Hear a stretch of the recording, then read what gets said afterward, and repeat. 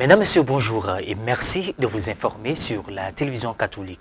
À la une de cette édition, la chorale Sacré-Cœur d'Ondouci a célébré son jubilé de perles le dimanche 21 novembre dernier à l'église paroissiale Sacré-Cœur d'Ondouci dans le diocèse d'Abbeville.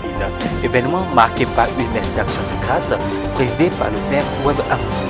Concerts, reconnaissance et distinction ont aussi doublé ce jubilé. Les détails dans cette édition.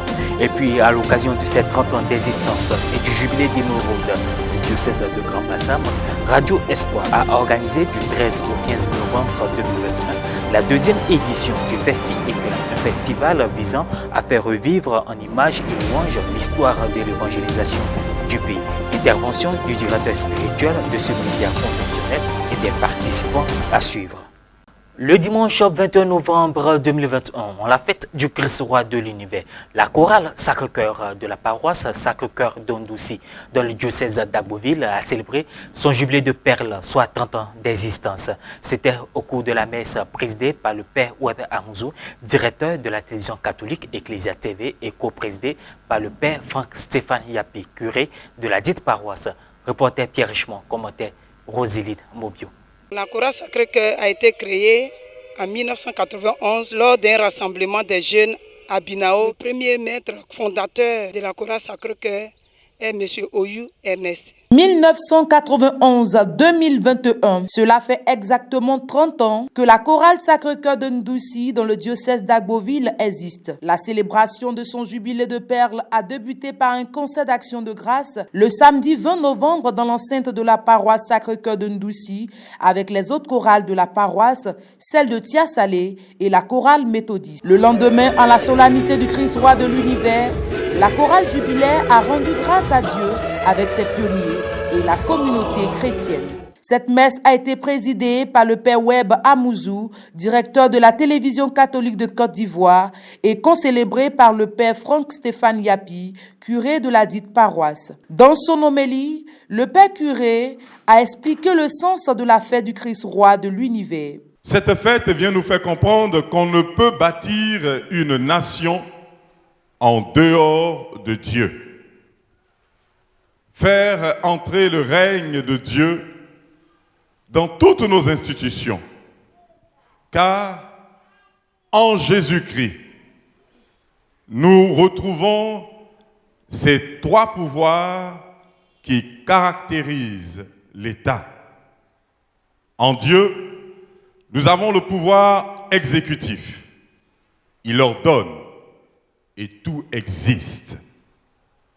En lui, nous avons le pouvoir législatif. Il nous donne sa loi d'amour pour gouverner notre monde.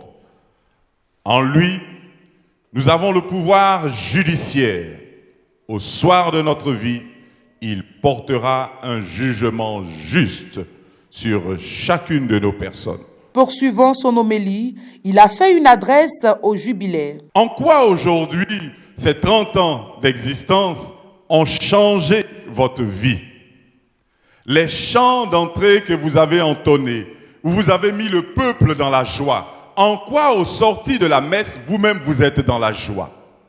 En quoi les kyriés que vous avez exécutés vous ont mis en face de vos péchés? En quoi votre vie est un gloria? En quoi votre vie est une action de grâce? Au cours de la messe, les jubilaires ont fait une procession d'offrandes et de bougies symbolisant leurs 30 ans d'existence. Ils ont reçu une orgue de la part de leur parrain, M. Nguessan, présent qui les aidera dans leur mission. Nous travaillons pour le Seigneur. Nous sommes des humains, mais nous travaillons toujours pour le Seigneur et nous sommes là, disponibles. Quand il s'agit de Dieu, je suis là. Après la messe, certains choristes ont tenu à exprimer les sentiments qui les animaient. Aujourd'hui, je me réjouis pour ces 30 ans parce qu'au sein de cette chorale, j'ai plus de 5 à 6 maîtres de chœur qui sont aussi des professeurs de musique. Donc, je me réjouis. On rend grâce à Dieu pour tout ce qui s'est passé, pour la messe, pour le déroulement de la messe. Vraiment, je dis beaucoup merci à Dieu pour tout ce qu'il a fait pour nous durant tous ces 30 ans. Vraiment, les mots me manquent pour manifester ma joie envers Dieu, notre Père suprême, qui a permis ce temps aujourd'hui. Nous lui disons merci pour la vie, 30 ans. Aussi, les jubilés ont organisé une réception au cours de laquelle certains choristes et d'autres personnes ont reçu des distinctions pour l'implication en vue du rayonnement de la chorale. Le partage s'est soldé par la coupure du gâteau d'anniversaire.